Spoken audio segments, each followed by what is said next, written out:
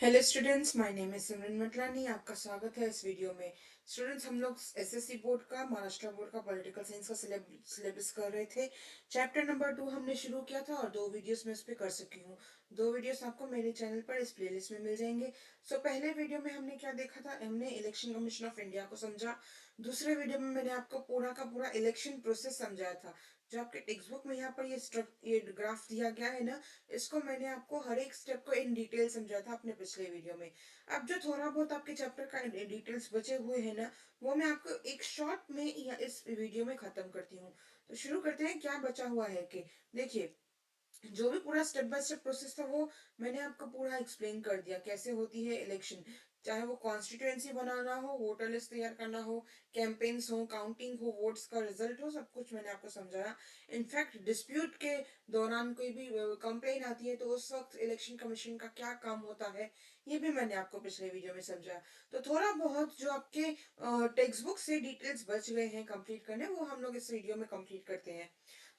पहला है restructuring of the constituency. यही है जो मैंने आपको पिछले वीडियो में बताया कि इंडिया क्योंकि बहुत बड़ा देश है, तो उनको छोटे छोटे पार्ट्स में डिवाइड किया जाता है, उनको कहा जाता है कॉन्स्टिट्यूएंसी। लोकसभा में 543 कॉन्स्टिट्यूएंसीज हैं इस देश में, जो लोकसभा के मेंबर्स भी हैं। के कैसे बोलते होते हैं ये मेंबर्स? इन 543 कॉन्स्टिट्यूएंसीज से जो नागरिक हैं, जो वोटर्स हैं, वो चुनाव के दौरान अपना वोट कास्ट करते हैं और इन मेंबर्स को इलेक्ट करते हैं। कि every member represents one constituency. एक इंसान सिर्फ एक ही कॉन्स्टिट्यूएंसी को रिप्रेजेंट करता है। कि that means there are 543 constituencies of Lok Sabha. अगर एक इंसान एक कॉन्स्टिट्यूएंसी को रिप्रेजेंट करता है लोकसभा में, तो इसका मतलब है कि इस देश में 543 लोकसभा की कॉन्स्टिट्यूएंसीज हैं। ये क्रिएशन की जिम्मेदारी किसकी है? Delimitation commission of election commission.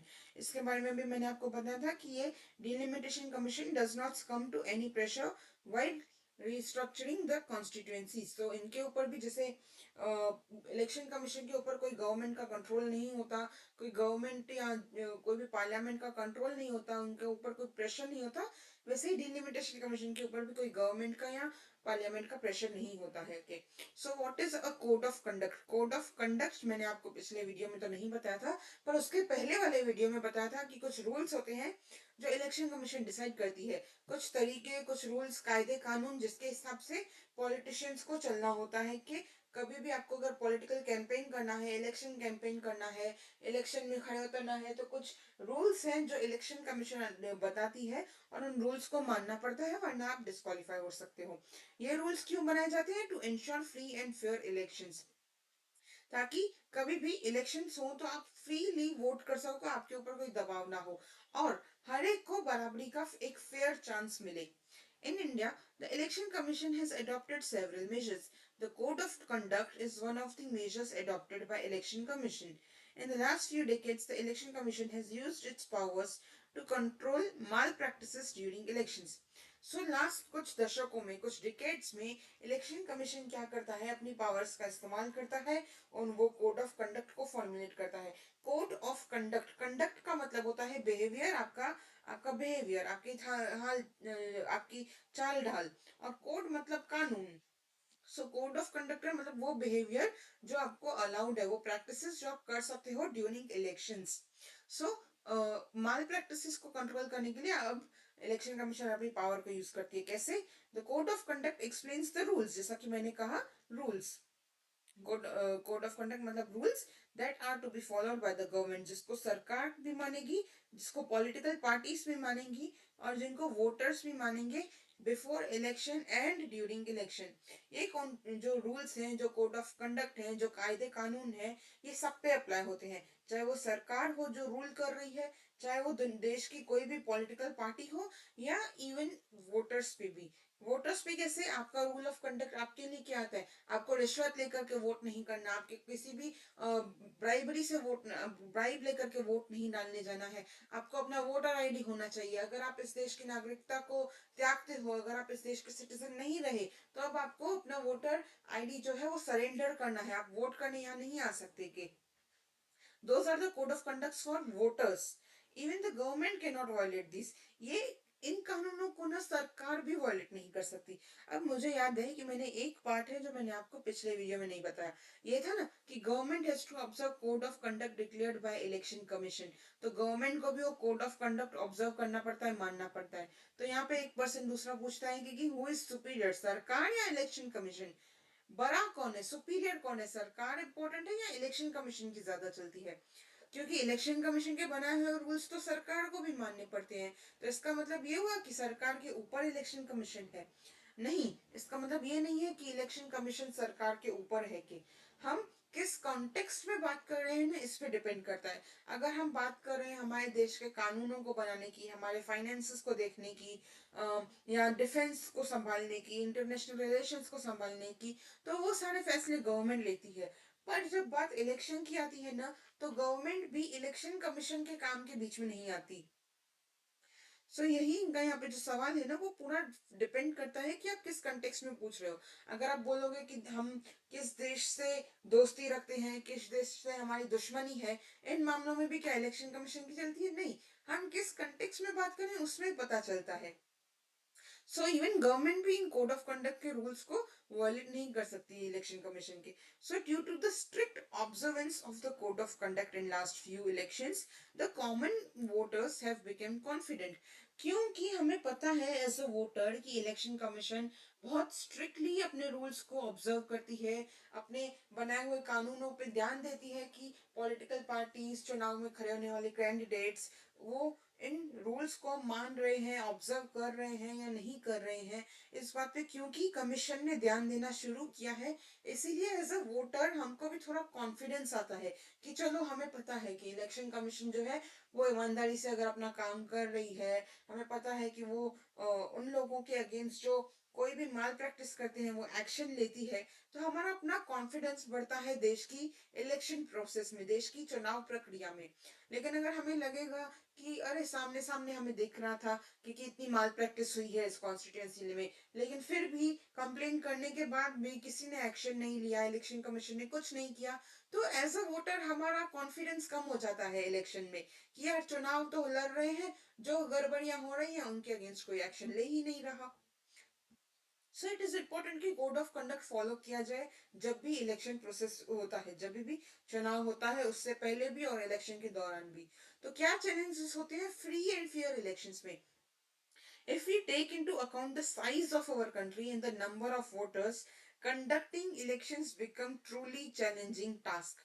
सबसे बड़ा चैलेंज तो ये है कि हमारे देश की साइज बहुत बड़ी है, बहुत बड़ा लैंड मास है हमारा देश। कोई बहुत छोटा सा 10 बाय 10 का टाइप का कंट्री नहीं है, बहुत बड़ा देश है। कि और यहाँ पे इतने बड़े देश में इतने सारे वोटर्स हैं। कि तो इतने बड़े देश में वैसे भी इलेक्शन कंडक्ट करना खुद में ही एक चैलेंज है। कि Commission has to work in accordance with the laws while dealing with these challenges.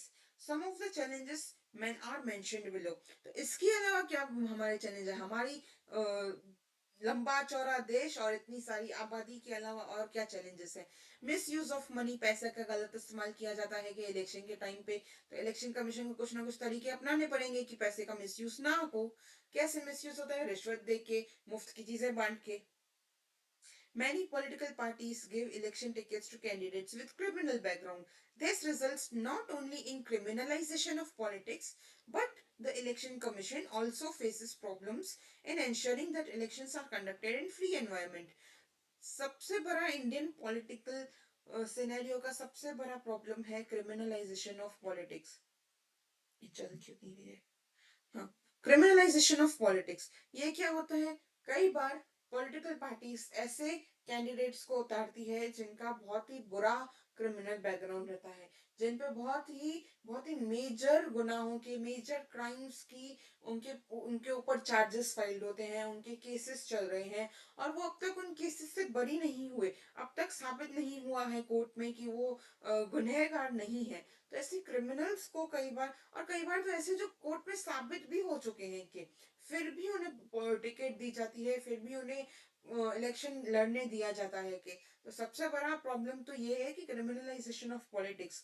हमारे पॉलिटिकल सिनेरियो में हमें बहुत सारे ऐसे लोग दिखते हैं जो मिनिस्टर्स होते हैं, हमारे एमएलएस होते हैं, हमारे लोकल गवर्नमेंट में भी होते हैं, जिनका बहुत खतरनाक क्रिमिनल बैकग्राउंड होता है। कि लेकिन फिर भी कई बार ऐसा है कि इलेक्शन कमीशन अब तक इंश्योर नहीं कर पाई है कि ये प्रॉब्लम पूरी तरीके से खत्म हो।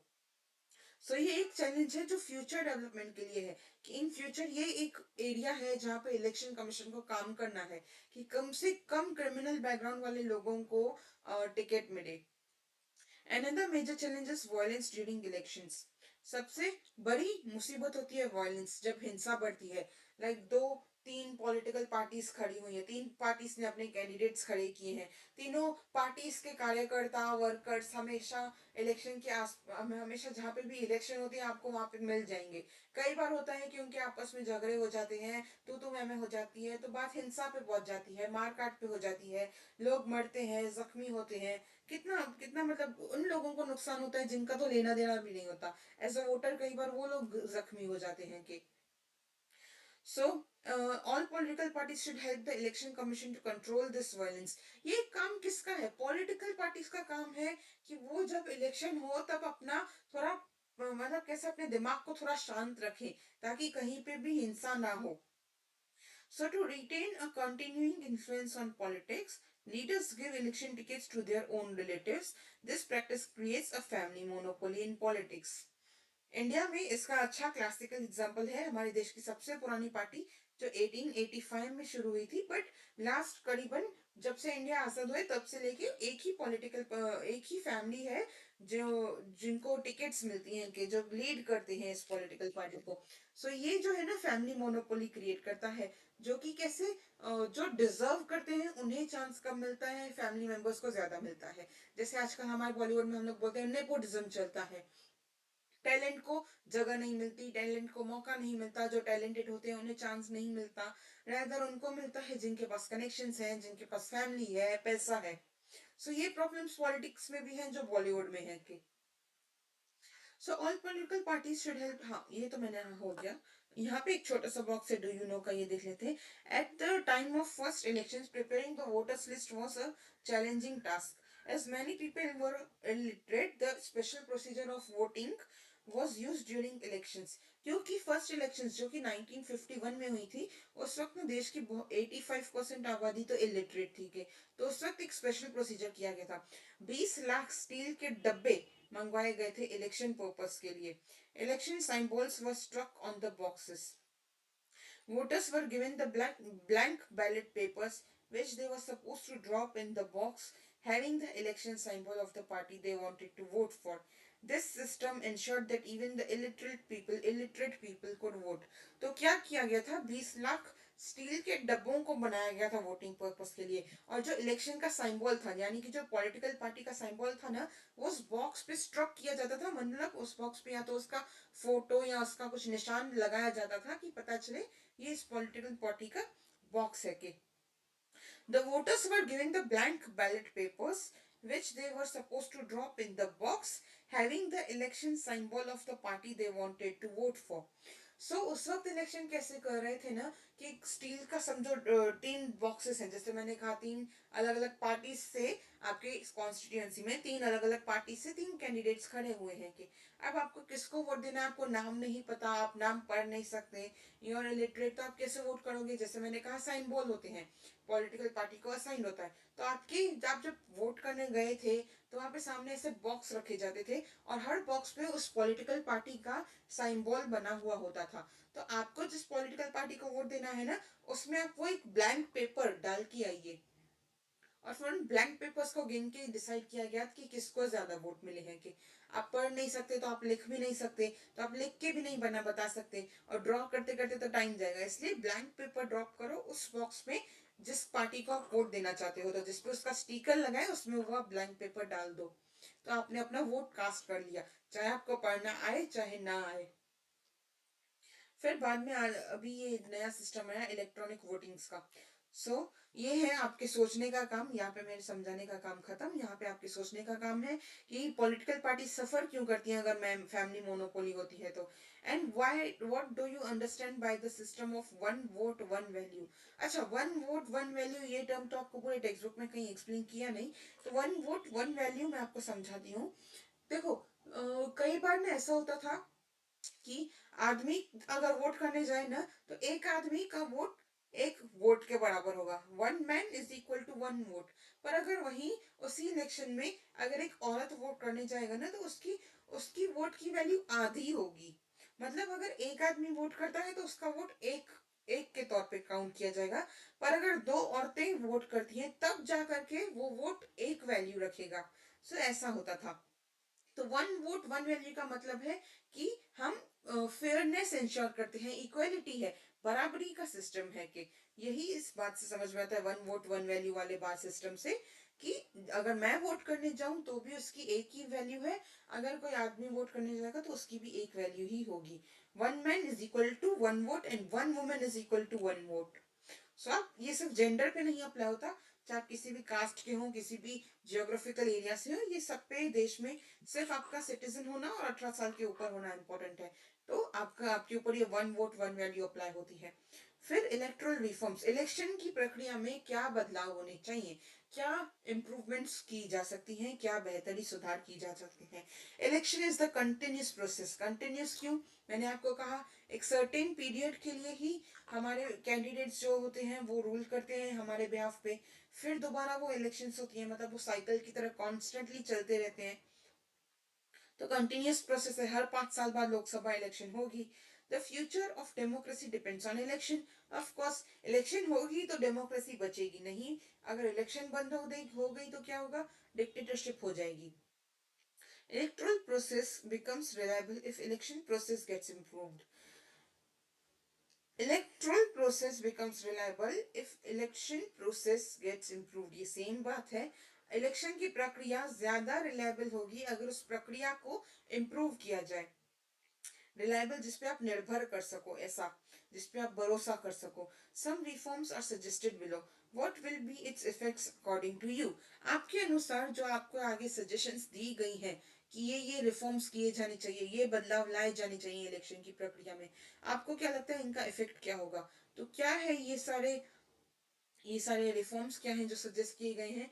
कि to increase participation of women in politics, the political parties should give 50% candidature to women candidates and try to ensure that they get elected. औरतों की पार्टिसिपेशन पॉलिटिक्स में बढ़ाने के लिए हम 50% ऑफ कॉन्स्टिट्यूएंसीज को, 50% ऑफ कैंडिडेट्स को हम औरतों के लिए रिजर्व रखें। जैसे मैंने आपको पिछले वीडियो में बताया था कि इक्वेलिटी के लिए एक प्रोविजन है कि 33% ऑफ द सीट्स गवर्नमेंट में औरतों के लिए रिजर्व होती हैं। तो यहाँ पे सजेशन क्या है कि उनको 50% किया जाए। 50% of the seats in Lok Sabha, Rajya Sabha, हमारे स्टेट लेजिस्लेटिव असेंबलीज में और हमारे लोकल गवर्नमेंट में सीट्स 50% औरतों के लिए रिजर्व की जाए ताकि उनका पार्टिसिपेशन बढ़े। सो अगर आप हिसाब लगाओ और अराउंड 540 में से आप कह सकते हो अराउंड 270 सीट्स जो हैं अगर औरतों के लिए रिजर्व की जाए, तो आप एक इक्वालिटी देख सकते हो कि political parties should not give candidature to candidates having criminal background. Again जैसे मैंने कहा, criminalisation of politics, criminal background वाले लोगों को पॉलिटिकल पार्टीज कैंडिडेट्स की टिकट्स दे ही ना। और they should strictly follow the decision given by court in this respect। इस बारे में ना सुप्रीम कोर्ट ऑफ इंडिया ने डिसीजन दिया भी है कि पॉलिटिकल पार्टीज प्लीज आप क्रिमिनल बैकग्राउंड वाले लोगों को जिनके ऊपर संगीन जुर्म के आरोप हैं या साबित हो चुके हैं, उनको तो स्पेसिफिकली आप प्लीज टिकट्स मत दीजिए कैंडिडेट्स की। सो ये बात तो सुप्रीम कोर्ट कह चुकी है, फिर भी कई बार पॉलिटिकल पार्टीज ऐसे लोगों को टिकट दे चुकी है कि सो ये बंद करना चाहिए। The government should take care of election expenses to ensure that parties will not make misuse of money and mismanagement of money during elections can be stopped। सो यहाँ पे एक रिफॉर्म क्या है कि जो इलेक्शन का खर्चा है ना उसको गवर्नमेंट संभाले, ताकि कोई भी एक पॉलिटिकल पार्टी बहुत ज्यादा पैसा इस्तेमाल करके, उसका मिसयूज करके इलेक्शंस पे इन्फ्लुएंस ना डाले। So representation of People's Act should be amended so that candidates having criminal backgrounds would not be able to participate in elections। So ये एक एक्ट है, एक कानून है, representation of the people's act. Representation of people मतलब लोगों का प्रतिनिधित्व। तो ये एक्ट है ना, इसमें अमेंडमेंट, इसमें चेंजेस लाए जाने चाहिए ताकि जिनका क्रिमिनल बैकग्राउंड हो उनको टिकट ना मिले। तो एक तो हमारे पास सुप्रीम कोर्ट की जजमेंट है कि आप प्लीज, आप लोग पॉलिटिकल पार्टीज, आप लोग क्रिमिनल बैकग्राउंड वाले लोगों को कैंडिडेट मत बनाइए। फिर अगर इसको कानूनन तौर पे पार्लियामेंट में लॉ पास करके representation of the people's act में अमेंडमेंट करके हमने बना दिया इसको कानून कि अब से क्रिमिनल बैकग्राउंड वाले लोगों को कैंडिडेटचर नहीं मिलेगा, तो बहुत कुछ सॉल्व हो जाएगा इस देश में और ओवरऑल डेमोक्रेसी को तो बहुत फायदा होगा। तो journey from ballot box to EVM machine, जैसे मैंने कहा ना, ये स्टील के डब्बे हुआ करते थे, इन पे लोगो बना हुआ करता था, और अब हम लोग ईवीएम पे आ गए हैं। तो जर्नी कैसे, first elections in India, independent India was held in 1951-52. This was the beginning of shaping of democracy through electoral politics. Sorry. So until 1947, अच्छा 1947 में देश आजाद हुआ। इलेक्शन 51 में क्यों हुई? क्योंकि 47 से 50 तक तो हमारा संविधान लिखा जा रहा था, तो तब तक ना एक इंटरिम सरकार चल रही थी, एक इंटरिम गवर्नमेंट चल रही थी जो अंग्रेजों ने बनाई थी। और हमारे जो इंटरिम गवर्नमेंट है ना, उनको आजादी और देश सब सौंप कर चले गए, और सिर्फ 3 साल के लिए हम पूरी तरीके से आजाद नहीं थे, सिर्फ एक डोमिनियन थे। और फिर जब फाइनली कॉन्स्टिट्यूशन बन गया, लिखा गया, तो उसके बाद हम 1950 में जनवरी में, जैसे हमें पता है रिपब्लिक डे हम सेलिब्रेट करते हैं 26 जनवरी को, तो हम फाइनली कंप्लीटली इंडिपेंडेंट हो गए। सो 1951 में इसीलिए पहली लोकसभा इलेक्शन हुई थी। This was the beginning of shaping of democracy through electoral politics.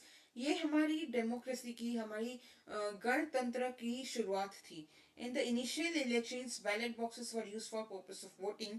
Use of EVM machine started in 1990s। 1990s में हमने इलेक्ट्रॉनिक वोटिंग मशीन्स का इस्तेमाल करना शुरू किया। Many things could be achieved because of voting machine. If the voter did not want to vote for any candidate, they could choose an option of nota, none of the above. अब EVM machine, ballot box, steel के डब्बों से हम लोग पहुंच गए EVM machine पे। तो ईवीएम मशीन का कोई फायदा भी तो होगा जो हमने ईवीएम मशीन का इस्तेमाल करना शुरू किया।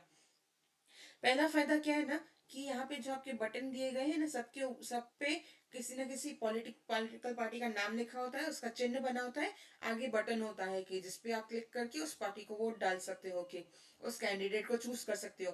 नहीं करना किसी को चूज, लास्ट में आपके पास ऑप्शन मिलता है नन ऑफ द अबव। ऊपर दी लिस्ट में से किसी भी पॉलिटिकल पार्टी, किसी भी कैंडिडेट को मैं लायक नहीं समझती, इसलिए मैं नोटा पे क्लिक करती हूँ, इनमें से कोई भी लायक नहीं है, मुझे किसी को नहीं वोट देना है इनमें से। सो ये ऑप्शन आया ईवीएम मशीन की वजह से। ये ऑप्शन हमारे पास बैलेट बॉक्स में नहीं था, ये आया ईवीएम मशीन से।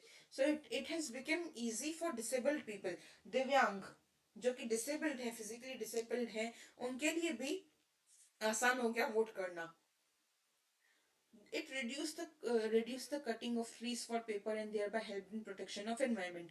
अभी मैंने आपको क्या बताया, मान लो एक कॉन्स्टिट्यूएंसी, तीन तीन पॉलिटिकल पार्टीज, तीन कैंडिडेट्स, तो क्या होंगे यहाँ पे? 3 डब्बे होंगे। एक कॉन्स्टिट्यूएंसी में सोचो 3 डब्बे, और तीनों में आप लोग पेपर डाल के जाओगे, और इतने मिलियंस ऑफ लोग वोट करते हैं कि, तो सोचो कितना पेपर जाएगा, तो कितने झाड़ बच गए अगर आपने इलेक्ट्रॉनिक वोटिंग की तो। It has also been possible to have an early declaration of election results.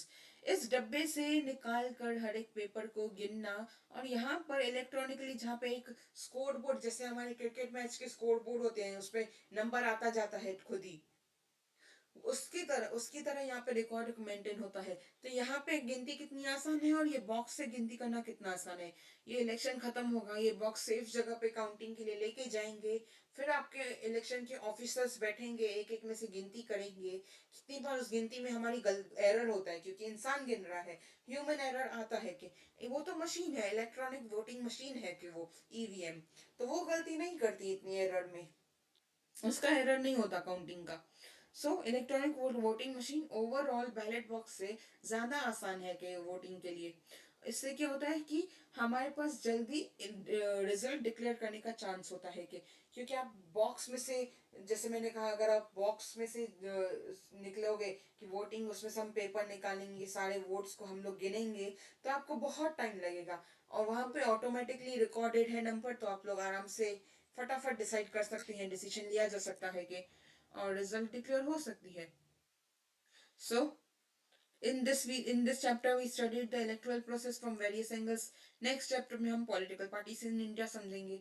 आपका छोटा सा एक और डू यू नो का बॉक्स है कि जनरल इलेक्शंस, जो लोकसभा की इलेक्शंस होती है, हमारे प्राइम मिनिस्टर और उनके बाकी के मिनिस्टर्स को चूज करते हैं. हम लोकसभा में अपनी कॉन्स्टिट्यूएंसी से, हम लोकसभा में यानी सेंट्रल गवर्नमेंट में दिल्ली में अपने कैंडिडेट्स को, अपने रिप्रेजेंटेटिव्स को भेजते हैं. कि तो वो लोकसभा की जनरल इलेक्शन होती है, उसको जनरल इलेक्शन कहते हैं, जिसमें देश का हर नागरिक पार्टिसिपेट करता है. लेकिन वहीं अगर आप स्टेट इलेक्शन ले लो, जहां पे हम सीएम को इलेक्ट करते हैं, कि वहां पे सिर्फ स्टेट के जो रेजिडेंट्स है, स्टेट के जो लोग हैं, सिर्फ वही वोट कर सकते हैं. लेकिन जनरल में पूरे देश के वोटर्स वोट करते हैं. कि सो ये हर 5 साल होती है और इसको जनरल इलेक्शन कहते हैं.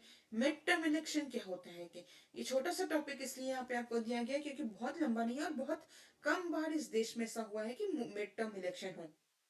अब आप लोगों को पता होगा कि हमारी एक प्राइम मिनिस्टर थी 70s 80s में, जिन्हें असैसिनेट किया गया था. तो उनकी डेथ के बाद हमें अब सरकार वेकेंट हो जाएगी, हमारी सरकार कोलैप्स होने लगेगी. तो क्या करें ऐसे में? कि अगर किसी गवर्नमेंट की डेथ, किसी गवर्नमेंट लीडर की डेथ हो जाती है, या उनकी मेजोरिटी पार्लियामेंट में खत्म हो जाती है, they lose its majority, if the government loses it's majority before completing the term, तो क्या होता है? मिड टर्म इलेक्शंस होते हैं. कि 5 साल का टर्म था, लेकिन 5 साल के पहले ही गवर्नमेंट कोलैप्स कर गई. अब क्यों कोलैप्स करती है? मैंने आपको पिछले यहाँ पे एक चैप्टर में ना, आपके जो पिछले वीडियो था उसमें मैंने आपको डिक्लेरेशन ऑफ रिजल्ट्स में ना एक फोटोग्राफ दिखाई थी. कि मान लो ये जो टोटल सीट्स है 543 सीट्स लोकसभा की. अब ये एनडीए जो है, मैंने आपको बताया, ये कोइलेशन है. कि सरकार, कई सारी पॉलिटिकल पार्टीज का कोइलेशन है, जोड़ है. कि जिसमें मान लो यहाँ पे 3 पार्टीज के नाम दिए गए हैं. कि मान लो इन तीनों ने मिलके आज सरकार बनाई है, लेकिन 1 साल बाद, 2 साल बाद, 3 साल बाद, बेसिकली 5 साल का टर्म पूरा पूरा होने से पहले, मान लो कई सारी पॉलिटिकल पार्टीज अपना कोalition से नाम विड्रॉ कर देते हैं. तो विड्रॉ करने पर क्या होगा? मेजोरिटी लूज हो जाएगी. अब यहाँ पे सबको मिला करके तो 292 की मेजोरिटी थी, 50% से ज्यादा सीट्स थी यहाँ पे एक ही कोalition को. अब ये सीट्स कोलैप्स हो जाएंगी. यहाँ पे अगर सिर्फ एक पार्टी रह गई जिनके पास 240 सीट है, या सिर्फ एक पार्टी रह गई जिनके पास 12 सीट है, तो क्या वो मेजोरिटी है? नहीं, वो मेजोरिटी नहीं है. इससे क्या होगा? गवर्नमेंट कोलैप्स होगी. कोलैप्स होने पे क्या करना पड़ता है? मिड टर्म इलेक्शन करने पड़ते हैं. कि वो भी कब? जब कोई अल्टरनेट गवर्नमेंट नहीं होती. तो अल्टरनेट गवर्नमेंट का यहाँ पे क्या मतलब है? यहाँ पे एक देखो, एक कोएलिशन है जिनके पास 292 सीट्स की, ये कोएलिशन खत्म हो गई, डिसॉल्व हो गई. तो क्या नेक्स्ट किसके पास मेजोरिटी है? ये देखेंगे. ये देखने के कि अगर वो तैयार हैं कि हम तो चलो जब तक ये टर्म नहीं पूरा हो जाता हम सरकार चला लेंगे, फिर आप अपने टाइम से हर 5 साल खत्म होने पर इलेक्शन लड़ लेंगे, तो तब तक ठीक है. अगर वो भी नहीं मिलता, तब जा करके मिड टर्म इलेक्शन होती है. कि और बाई इलेक्शन, जैसे कि मैंने आपको पिछले वीडियो में बताया था, कि अगर if an elected representative in Lok Sabha, Vidhan Sabha और लोकल गवर्नमेंट रिजाइन करता है, या उसकी डेथ की वजह से वो एक सीट खाली हो जाती है. बाय इलेक्शन सिर्फ एक पर्टिकुलर सीट के बारे में होता है.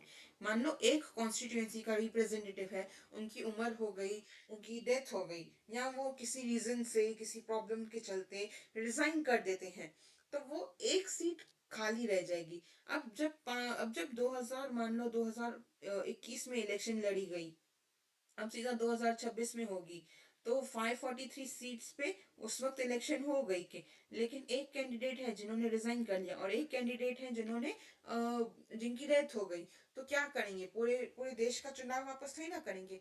सिर्फ वो कॉन्स्टिट्यूएंसी जहाँ के वो रिप्रेजेंटेटिव थे, जहाँ के वो प्रतिनिधि थे, उस एक कॉन्स्टिट्यूएंसी में दोबारा इलेक्शन कराई जाएगी.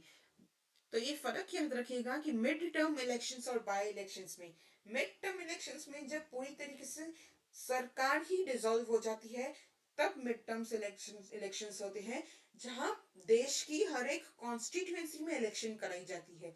लेकिन बाय इलेक्शन तब होती है जब किसी एक कॉन्स्टिट्यूएंसी में या तो माल प्रैक्टिस हुई हो, या तो फिर रिप्रेजेंटेटिव की डेथ हुई हो, या तो रिप्रेजेंटेटिव ने रिजाइन किया हो, या किसी और रीजन से उस एक पर्टिकुलर कॉन्स्टिट्यूएंसी के रिप्रेजेंटेटिव को, रिप्रेजेंटेटिव की सीट खाली हो जाए, तो सिर्फ वहीं पे इलेक्शन होती है.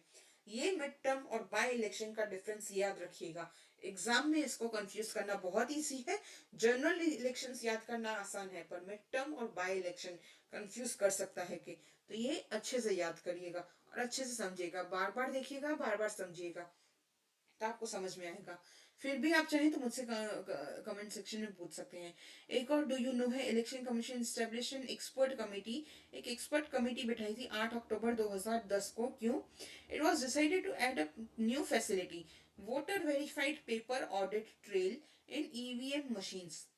एक डिसीजन क्या आया था कि नई फैसिलिटी का, कि हम लोग ना ईवीएम मशीन्स में voter verified paper audit trail introduce करेंगे। ये क्या है? वोटर वेरीफाइड मतलब हम वोटर्स हैं, हम वेरीफाई करते हैं। Paper audit trail, EVM machines में जब आप वोट करके आओगे ना, तब भी आपको एक पेपर दिया जाएगा कि आपने किसको वोट किया, उसमें आपको लिखा होगा आपकी डिटेल्स और आपने किसको वोट किया। तो मान लो अगर कभी भी कहीं पे भी कोई इश्यू आता है, इवन अगर ईवीएम मशीन भी डिफॉल्ट कर जाए, तो पेपर ऑडिट ट्रेल से ट्रेस किया जा सकता है कि किसको वोट किया गया था। All political party supported this because of this facility, the voters can verify whether the vote cast is registered properly. आपको क्योंकि एक पेपर कॉपी दी गई है कि आपने किसको वोट किया, तो आपको उस पेपर कॉपी से पता चलेगा, आपके पास एक प्रूफ रहेगा कि क्या आपने जिसको वोट डालने गए थे, क्या उसी को वोट गया है। This purpose of this important step is to stop malpractices in election.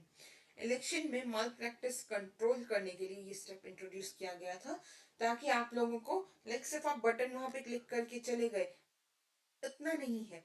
आपको एक पेपर ट्रेल है, आपके पास एक पेपर कॉपी है, आपको पता चलेगा कि सही इंसान को आपने वोट किया है या नहीं। सो इसी के साथ आपका ये चैप्टर कंप्लीट होता है क्या? इसको क्या हो गया? हम्म। आपकी एक्सरसाइज का जो पार्ट है, ये मैं कंप्लीट जितने भी आंसर्स हैं डिटेल में, वो तो मैं आपको आपके एग्जाम के पहले पहले मैं आपको हर एक चैप्टर का, हिस्ट्री पॉलिटिकल साइंस के हर एक चैप्टर का जितने भी आपकी एक्सरसाइज क्वेश्चंस है ना, सब आपको मिल जाएंगे, सबके आंसर्स आपको मिल जाएंगे कि, तो वो कहाँ पे मिलेंगे? टेलीग्राम चैनल पे। वो आपको क्या, कहाँ ज्वाइन करना है, लिंक डिस्क्रिप्शन में मैं डाल दूंगी। यहाँ पे मैंने एटलीस्ट फिलिंग द ब्लैंक्स के आंसर्स दे देती हूँ मैं हमेशा आपको वीडियो में। The election commissioner is appointed by the president, मैंने आपको ये फर्स्ट वीडियो में समझाया था। Dash was appointed as the first chief election commissioner of India. तो इंडिपेंडेंट इंडिया के पहले चीफ इलेक्शन कमिश्नर कौन थे? सुकुमार सेन, ये भी मैंने आपको पहले वीडियो में बताया था। और तीसरा है, constituencies are created by dash committee of election commission, delimitation commission, ये मैंने आपको इसी वीडियो में समझाया। आपका ट्रू और false, the election commission lays down the code of conduct during elections. Yes, it lays down this. During elections, before elections, under special circumstances, the election commission holds re-elections in a particular constituency for a second time. Yes, कुछ खास circumstances में, कुछ खास हालातों में election commission दोबारा election करती है कुछ कॉन्स्टिट्यूएंसीज में। तो क्यों, वो मैंने आपको अभी अभी आपको बताया। The state government decides as to when and in how many stages the election commission would be, the elections would be held in a particular state. So the state government decides, नहीं, election commission decide करती है ना, state government थोड़ी ना decide करती है। State government कब से डिसाइड करने लगी? स्टेट की इलेक्शन कमीशन हो सकती है डिसाइड करने वाली। Reorganising the constituencies journey from ballot box to EVM machine, दोनों मैंने आपको इसी वीडियो में कराया। दोनों पे आप आराम से एक इजी छोटा सा शॉर्ट नोट लिख सकते हैं। ये एक और चार्ट है, role of election commission. Election commission का क्या रोल है? कॉन्स्टिट्यूएंसीज को बनाना, वोटर लिस्ट जारी करना, उसके बाद एक्चुअल वोटिंग करना, वोटिंग काउंट करना, काउंट करने के बाद उनको डिक्लेयर करना रिजल्ट को, ये सब कोड ऑफ कंडक्ट मेंटेन करना, कंप्लेंट्स को देखना, ये सब आपका रोल ऑफ इलेक्शन कमीशन हो गया। तो बहुत लंबा है, आपको जितने एग्जाम में पूछे जाए उतने लिखिएगा।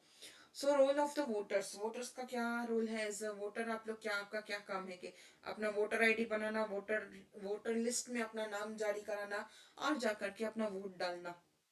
वोट करना आपका सबसे बड़ा रोल है। पॉलिटिकल पार्टीज और उनके कैंडिडेट्स का क्या रोल है? इलेक्शन कैंपेन, इलेक्शन कैंपेन करना। उसके बाद इलेक्शन कैंपेन के अलावा कैंडिडेट्स को अगर उतरना है तो पहले उनको नॉमिनेशन फॉर्म फिल करना है, अपने फॉर्म्स फिल करना, ये आपका काम है एज अ कैंडिडेट। ये आप लिख सकते हैं कि एंड आंसर इन ब्रीफ, तो ये मैं आपको इन डिटेल तो इसके आंसर्स आपको पीडीएफ में ही दूंगी आपके एग्जाम्स के पहले। So explain the functions of election commission, first video में इसका आंसर मिलेगा। Write some additional information about the post of election commissioner and the meaning of code of conduct, meaning of code of conduct अभी अभी आपको समझाया।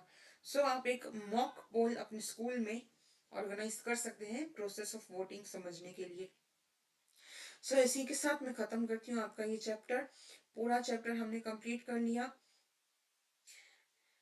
पूरा chapter आपका complete हो चुका है। पिछले 2 वीडियोस की लिंक मैं आपको दे दूंगी आपके डिस्क्रिप्शन बॉक्स में। अपनी अटेंडेंस आप लोग कमेंट्स में मुझे दे दीजिएगा, आप कौन सी जगह से ये वीडियो देख रहे हैं और किस डेट को आप ये वीडियो देख रहे हैं, किस तारीख को देख रहे हैं, दोनों आप डाल दीजिएगा।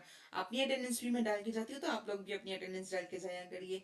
और मुझे इंस्टाग्राम पे फॉलो कर सकते हैं। आगे नोट्स के लिए आप मुझे टेलीग्राम चैनल पे ज्वाइन कर सकते हैं, लिंक मैं डिस्क्रिप्शन बॉक्स में दे दूंगी। जैसा मैंने कहा, ये जो पीडीएफ जिससे मैं आपको एक्सप्लेन करती हूँ, एक्सप्लेनेशन के पीडीएफ और नोट्स के पीडीएफ दोनों आपको मिल जाएंगे टेलीग्राम चैनल पे। सो आज अब मैं आपको मिलूंगी संडे को, कल संडे सवाल के साथ। सो चलते हैं, तब तक अपना ध्यान रखिएगा। वीडियो अच्छा लगा हो तो अपने क्लासमेट्स के साथ शेयर करिएगा।